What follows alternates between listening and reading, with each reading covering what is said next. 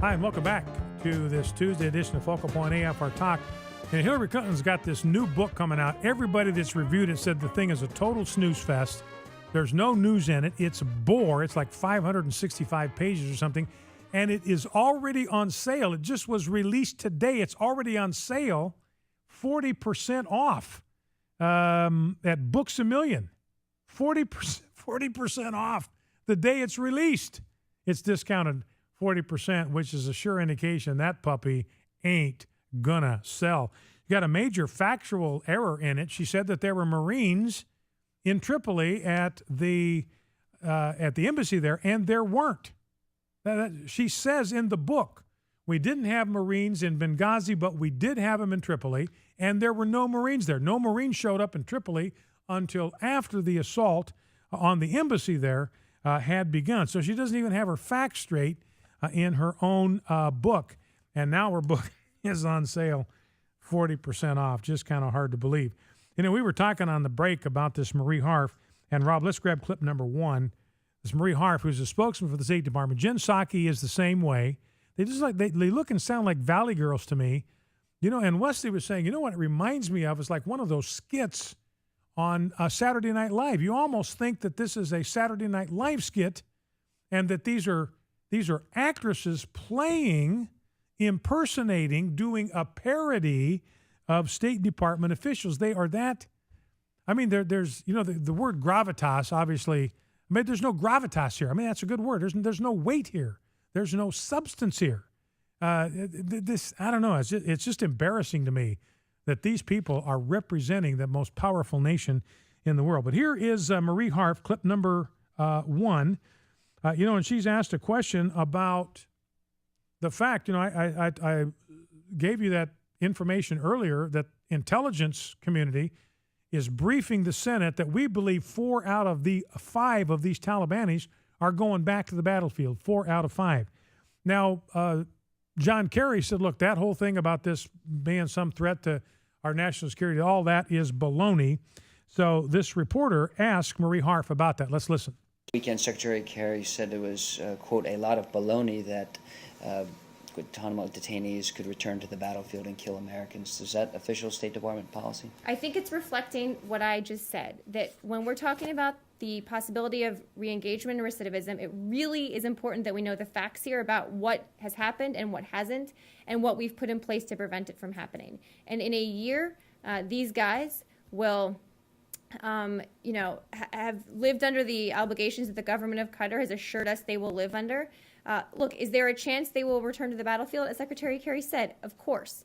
But we believe we substantially mitigated the risk enough. And look, these 5 guys, let's say the worst case scenario, these 5 guys do return. In no way would that substantially change the Taliban's order of battle on the ground. That's just not even logical. And as he said as well, we have many ways to keep tabs on these guys. It's not like we just release them and close our eyes. We have many, many ways to. Of some of those folks in the previous administration that did re-engage, many of them were captured or killed. It's baloney to think that we could not capture or kill them. Absolutely. You know the talents the United States military has and how committed they are to protecting us from anyone who wants to do us harm. And I think nobody, including the Taliban, should have any hesitation to know that the United States military finds people who want to hurt the United States and takes them off the battlefield. And as John Kerry would say, in America, you have a right to be stupid. You know, you listen to this. I mean, this is insane to me. She's saying, look, if we release these guys and they go back to the battlefield and they kill Americans, because clearly hostilities are not over, this battle is not over, battle against terrorism is a long way from being finished. If they go back to the battlefield and start killing us again, we've got ways to apprehend them. We've got ways to take them off the battlefield. You know, and the question I ask myself, good grief, that's why they're in Guantanamo to begin with. They were people who wanted to hurt the United States, and we took them off the battlefield.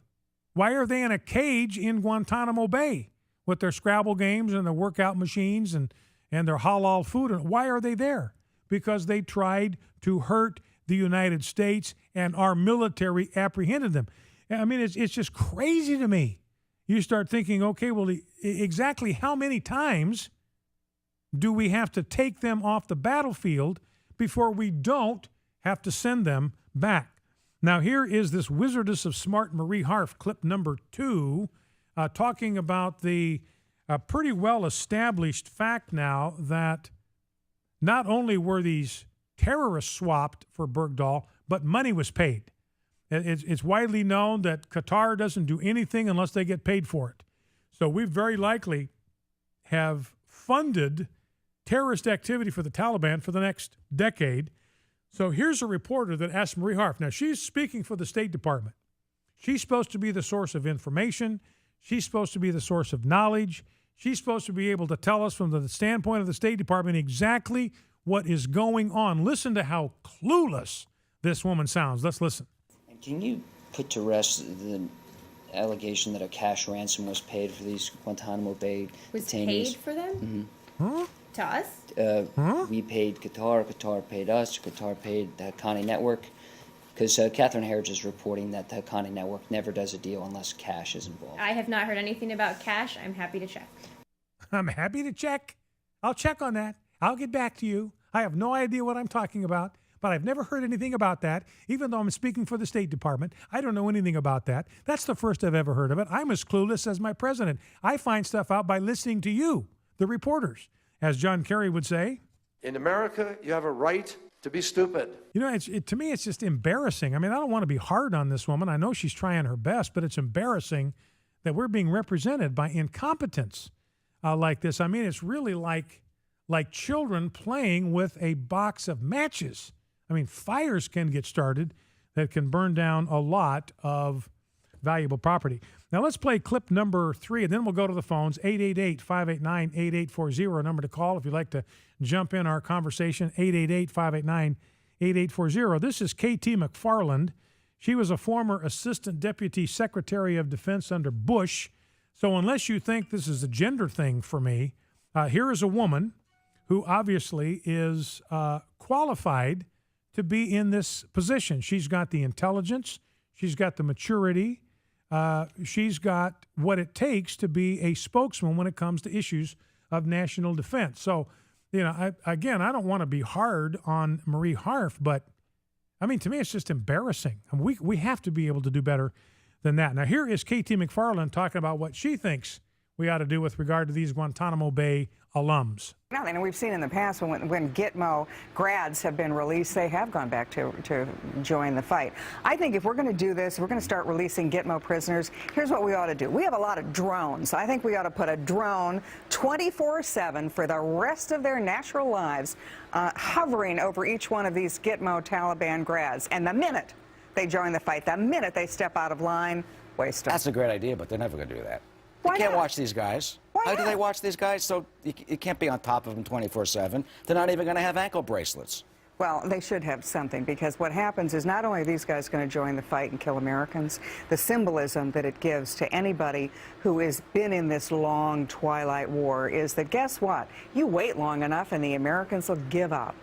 Let's go to the phones, 888-589-8840. I think it's a great idea, just assign a drone to each one of these guys, follow them around for the rest of their lives. They walk out the door to go play, watch their kids go to the beach. They walk outside to go get a bite to eat. They've got a drone hovering right over the top of their heads. Let's go to the phones. Let's go to Catherine in Wallace, North Carolina. Catherine, welcome. What's on your mind? Hey, Brian, I have a cheaper idea. Take no prisoners next time. But regarding the beer defense, Yes. it could set or add the president that religious liberty trumps everything else, and that would be good and harmless if it were Christianity. But Islam is not a religion of peace, but like Bill Maher said, pieces, Religion a of leg pieces, here, a severed head there, and so forth. But my greater concern, Brian, is not an inmate's anything, but our commander-in-chief's words and actions. Words like my government, my media, and more devastating than that is his actions when he told Uganda, no U.S. government money for you unless you conform to our values, those being abortion and homosexual marriages. you could bring that home to us. He could bring that home to us. He could say to us, no government money for you unless you conform to government values. In other words, no Social Security, no Medicare, no disability. What would stop him, Brian? The Constitution? Well, and you're right. There's nothing that could stop him, Catherine. And, we've got information now today that the IRS actually sent 1.1 million pages of documents on conservative groups, C4 groups, American Family Association. We've got a 501c4. We put out our voters' guides under that C4 thing. They're allowed a little more latitude on political activity. And the IRS sent 1.1 million pages of confidential financial information to the FBI on these conservative groups. Again, exactly what our last caller was just talking about, to intimidate and harass these groups into silence. Let's grab a call from Mike, Winchester, Virginia. Mike, welcome. What's on your mind? Hey, Mike, are you with me? Yes, this is Mike. I'm here. You bet. Go right ahead. What's on your mind? I just wanted to ask you a question and see what your take on this was. Basically what Obama did was pretty much breaking the law. When you really look at it, it's basically the exact same way of what Reagan did back in the 80s with the weapons that he sent over there. But what I wanted to ask you about, and what I thought your take was on it, there was a lot of Republicans at one time that was tweeting saying that they were looking forward to Bergdahl coming home, welcoming him like a hero, and then suddenly turned and started to take all their tweets down, and like they suddenly jumped on the bandwagon about calling him a deserter, a traitor, and all this. I just wanted to know what your take was on that. Well, and these guys are, I remember, Mike, back in 2009 when the Bergdahl incident happened, and I followed it very closely because he's from my home state of Idaho. I had just moved here when this happened, so it was just fresh. I remember having Ralph Peters on. You often see him on Fox News. He came on this program, and he said at the time, there's almost no question, this guy left voluntarily. He went AWOL. He's a deserter. We knew that in 2009. Those were the facts on the ground. And that's why when this thing happened and I saw the way this guy was being treated as a hero, I said, that is not the way this thing went down. I said from the beginning, first tweets I sent out, this guy is not a hero. He is a deserter. And we don't rescue deserters, we apprehend them. So they got caught with their hand in the cookie jar, misinformed, back in 2.